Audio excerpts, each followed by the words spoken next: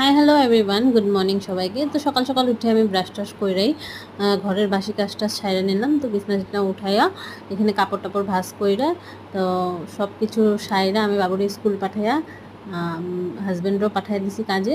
তো আজকে মঙ্গলবার, তার জন্য সব কাজ টাজ সাইরা তারপরে খাওয়া দাওয়া করছি, চাটা মানে খাইছি।